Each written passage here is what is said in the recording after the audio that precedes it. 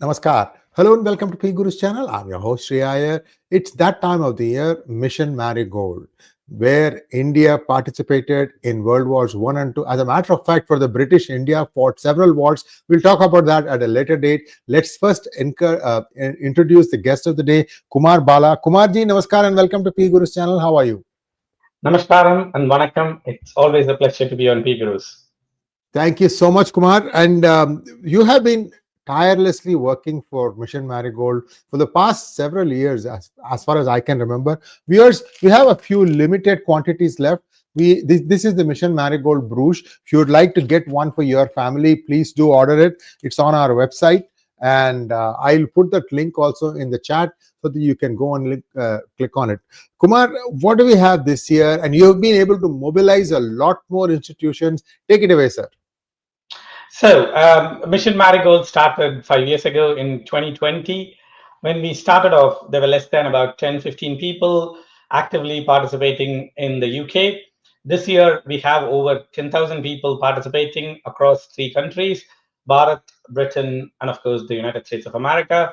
And hopefully, within the next few years, we want hundreds of thousands of people to to participate in this and to discuss this with their friends and family and make this part of their annual calendar, right? So it falls nicely into the holiday season, arriving just about during the time of Deepavali and Durga Puja, right? So it's a nice thing that we should add to our calendar as part of something that we remember every year, right? So, Shiji, if you're okay with that, I'll start going through Yeah. the what the mission is about. Yes, please. Go ahead. Go ahead. Go ahead. So, Mission Marigold. The main intention of Mission Marigold is to raise awareness of the contributions of the valorous and the significant contributions of the Indian soldiers in both the world wars. About 1.4 million Indian soldiers fought in the First World War, and about 2.5 million soldiers fought in the Second World War. I want every Indian out there to memorize these facts that we were the largest volunteer army in human history both times, both during the First World War and during the Second World War. The mobilization was a huge effort and it involved millions of Indians, and Indians contributed to peace across the globe. And this is something that we all need to internalize and remember. As the famous Sarojini Naidu poem from that era says, ends with, "Remember the blood of thy martyred sons." It, it signifies the contributions of all those brave soldiers who went and fought on different foreign soils for the freedom and liberty of various people, even when their own freedom was denied in their motherland. It is really important that we remember their sacrifices and make sure that their efforts aren't forgotten and goes in vain, right? So, as I stated before, it was the largest volunteer army in human history, both times. During the First World War, about 1.4 million volunteered, and in the Second World War, 2.5 million volunteered. And the impact of the Indian troops for the Allied forces cannot be overstated. Pretty much every report that was published after the two world wars mentions Indian Army as the pivotal force that changed the course of history. So a significant effort of a significant force that played a huge role in liberating the world needs to be remembered. So far, the stories of the two world wars are very Eurocentric. It generally focuses around the efforts of European forces and American and Russian troops, and sometimes about the Chinese and the Japanese troops. It seldom mentions the millions of Indian soldiers who fought in these wars across the globe. And they fought valorously. Indians participated in two different forms, one as part of the British Indian Army, and as Indian Army on its own, as part of the kingdoms of Jodhpur, Mysore, and Bhagyanagar, Hyderabad. So their valorous efforts cannot be forgotten, and they played pivotal roles in major battles in both these world wars. So, what does it mean? What were their sacrifices about? In the First World War, Indians were involved in liberating the Western Front and in various battles across Mesopotamia, and of course, the Battle of Gallipoli. Indian soldiers came in to rescue the other Commonwealth forces, right? So Indian soldiers, when called into action, went into the service of humanity in general, as a global service, fought across multiple countries for the defense of those nations, including countries like Belgium, France, and of course in North Africa and in Mesopotamia. Their contributions are unparalleled. No other Commonwealth forces can compare to the amount of troops and the war effort contributed by the Indian soldiers and the Indian economy.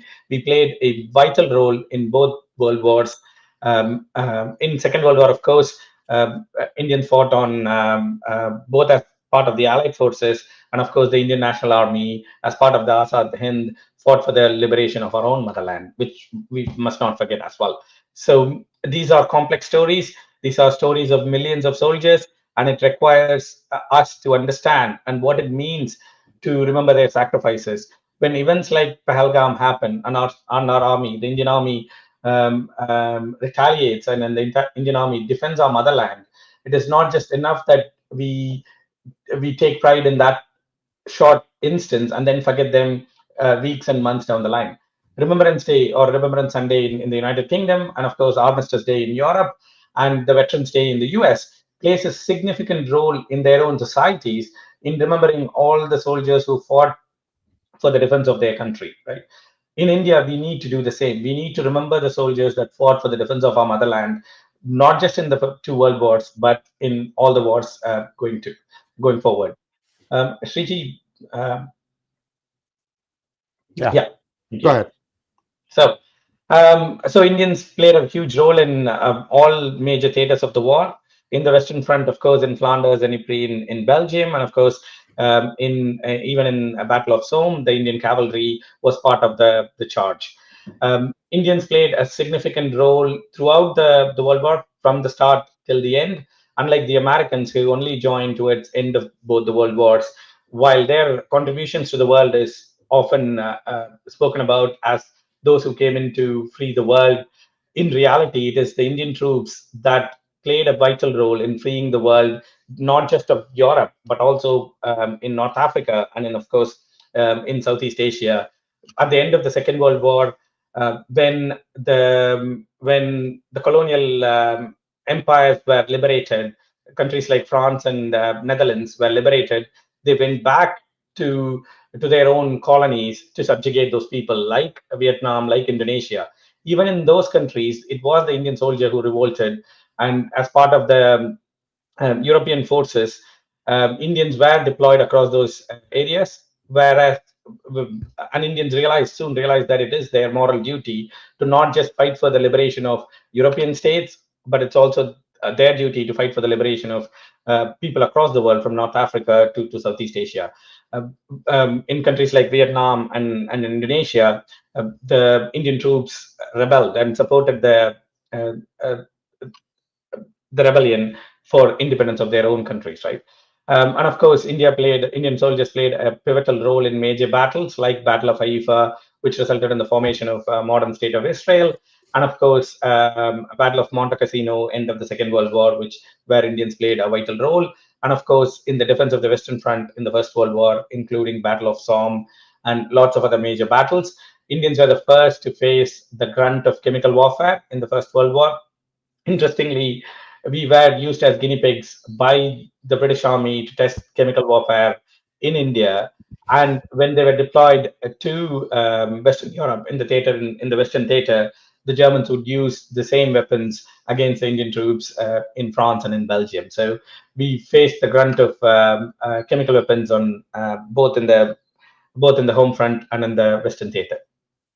About 150,000 Indian soldiers lost their lives, one of the largest casualties in these wars, and their memories and their it is our duty to remember them and remember their sacrifices that they fought.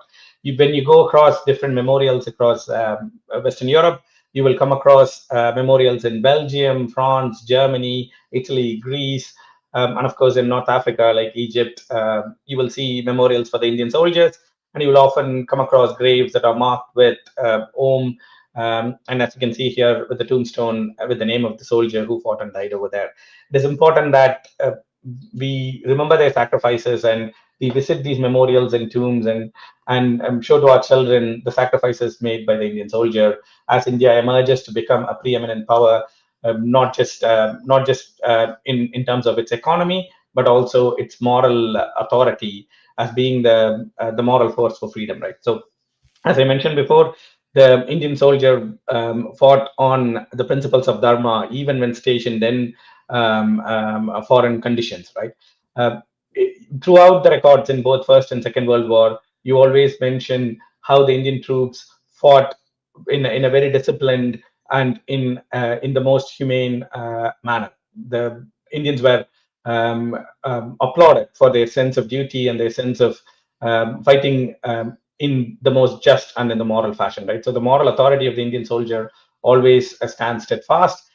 Even today, as more than 5,000 of our soldiers are deployed across the world as peacekeeping forces, United Nations year on year commends the Indian soldiers who are placed as Indian peacekeeping forces for their professionalism and their ability to sacrifice their life for the defense of innocent civilians across the globe.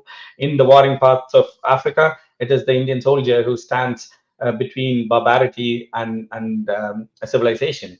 And they, even when placed in a foreign condition, they fight on the principles of Dharma in protecting the civilians and never endangering the life of civilians across the globe. So this is something we need to be proud of, and we need to remember and teach our teach our children about. In 2016, the government of India decided to use Marigold as the remembrance flower. For decades, European nations like France and Britain have invited India to be part of their remembrance ceremony, both in Europe as part of the armistice and in the UK as part of remembrance. But only in 2013, the Indian government decided to, when we had the change of guard in India, um, the incoming government decided to take an active role. And people would have noticed that every time Prime Minister Modi travels to different parts of the world, he always, without fail, visits the Indian War Memorial there to lay a wreath. In 2016, the United Services of India decided to use marigold as the remembrance flower, like how poppy is used in the United Kingdom and various other flowers of various countries are used as flowers of remembrance. So that is one of the motivations for us to push for Indians to wear marigold as a symbol of pride and as a symbol of remembrance of all those great sacrifices the Indian soldier has made for global peace and for global justice, right? Um, so not just that Indians fought for freedom and for the defense of countries across the world. When the soldiers came back home, they fought for the they fought for the freedom of Bharat.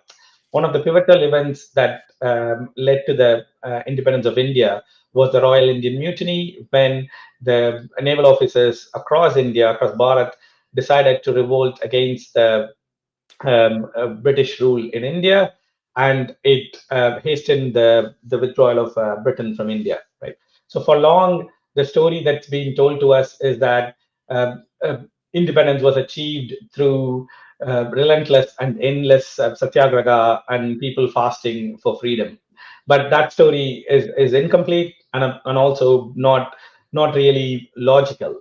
Why would a country like Britain, after winning a world war, but but in debt of millions of pounds, decide to leave one of its economically prosperous entities, uh, if it was all about satyagraha? The main reason for Britain to hasten its withdrawal was the realization that Indian national armies and its success and its ability to harness the imagination of the Indian public at the end of the Second World War, and of course the Royal Indian Mutiny, meant that they no longer held the control over the Indian army. Right, so that meant that the only viable solution for them was to leave India. And it is interesting that during the Royal Indian Naval Mutiny is when Britain really decides to leave India. But for decades, we've been fed, in my view, the lie that freedom was won through fasting and satyagraha.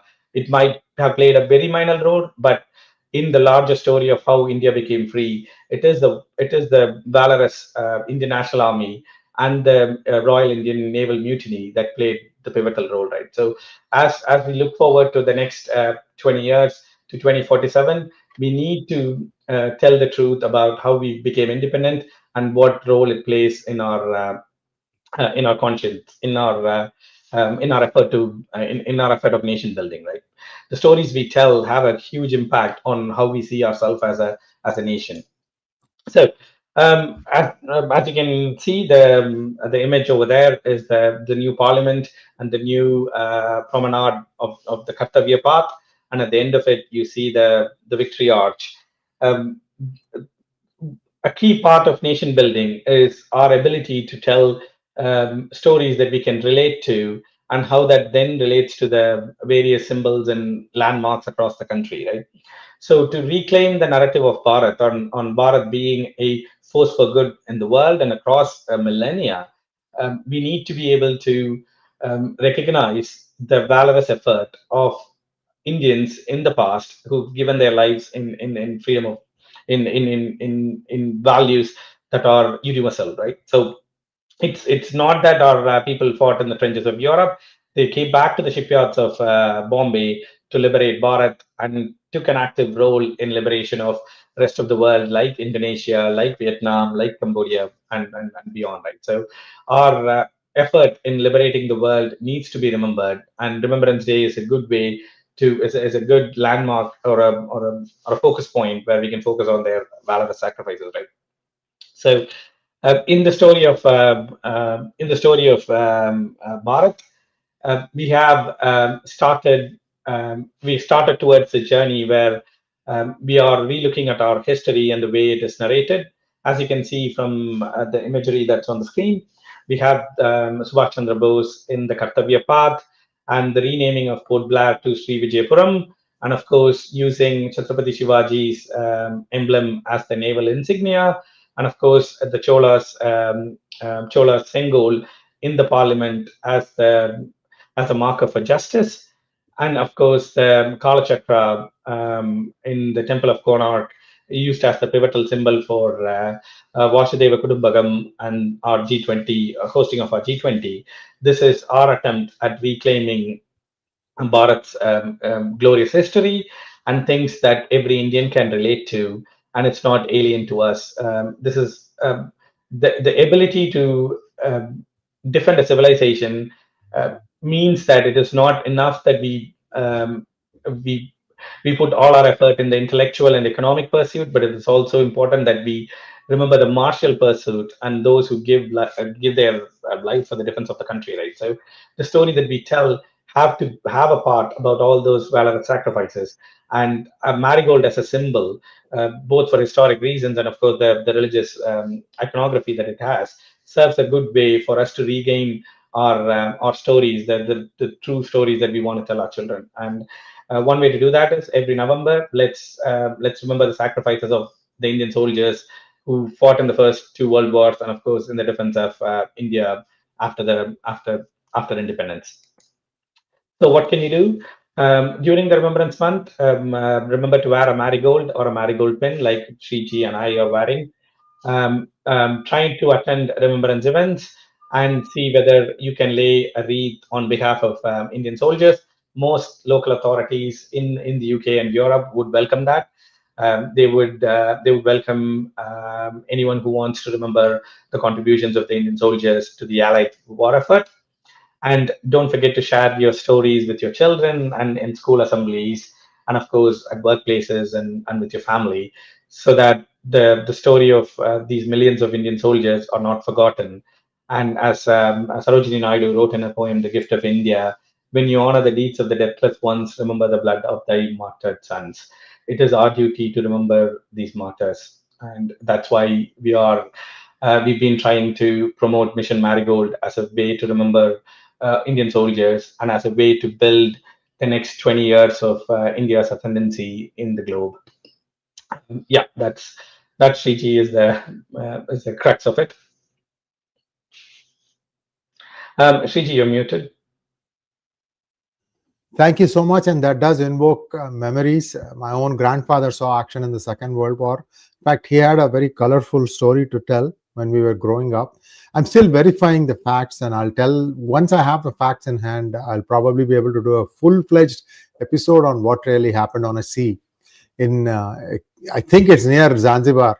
But anyway, that's a story for another day. And many of my family members have been part of the Indian Armed Forces. Maybe that's why a certain amount of patriotism runs through my blood too. It's not easy when you think about 1900s, 1920s, for people to leave their shores and go fight somebody else's war. I mean, if you read the biography of former Prime Minister Charan Singh by his grandson, so Charan Singh was just the fourth or the fifth son of a agrarian family near Meerut, and his parents were not very educated. But one of the brothers of his father had gone to fight for the British in the Boer War in South Africa. So then, after the war ended, this was before the First World War, they come home, and this man, having seen the world, identifies the young Charan Singh. Look, this kid is very sharp, and I will pay for his education. And that's how India got a prime minister. There are so many stories like this that you can go all day. And and the other thing you mentioned about chemical warfare in the First World War, one of the things that viewers may not know, when the First World War started, the British did not even have a proper army. The first set of people who went to fight the Germans were the Indians. They started training after the war was declared. So Britain was playing catch up. France, of course, played a major role in the First World War. But be that as it may, whose war is it anyway? I have heard stories also that when they were recruiting for the First World War in India, the British promised the soldiers that they will get freedom as soon as the war is over. That is 1918. Even 1945, nothing happened. So these people literally were, driven out. But that's a story for a different day. Thank you so much, Balaji. There are some comments. I don't think I have any questions here, but very good comments of people. Where the Marigold honor thy sacrifice. M.G. Umachandran, the forgotten martyrdom who were ignored by many historians and records, never publicized due to freedom struggle that prevailed during that time. Salute your initiatives. Thank you so much. Would you like to add to that? Yeah, so that is one of the reasons, right? As you mentioned, Sriji, there are so many of these stories that need to be told. One thing that Europe and United States has done really well is to capture these stories and make it part of their national stories, right? But we haven't done that. Like, as you mentioned, in 1980, one of the reasons why a lot of the Indian troops went to fight for Britain was the fact that Britain promised that India would have self-governance at the end of the First World War. The denial of that and walking back of that is one of the reasons why it ended up with the Rowlatt Act and, of course, the Jallianwala Bagh massacre, right? Because one of the regiments that fought valorously in these wars were the Sikh regiments. So when the Sikh regiments came back to Punjab, expecting that they'll be treated as equals, they did not realize that they would still be treated as second-class citizens after having fought for the freedom of the Europeans. It ended up in a lot of dissatisfaction, and Britain, in its way of handling it, ended up committing the Jallianwala Bagh massacre. Right? So that is also linked to the First World War. And of course, in the Second World War, before United States joined the war, 30% of all fighting troops were Indian. So one out of every three soldiers that was fighting for the Allied cause was Indian until the Americans joined the party. Right. So it was such a humongous contribution that India made to the war.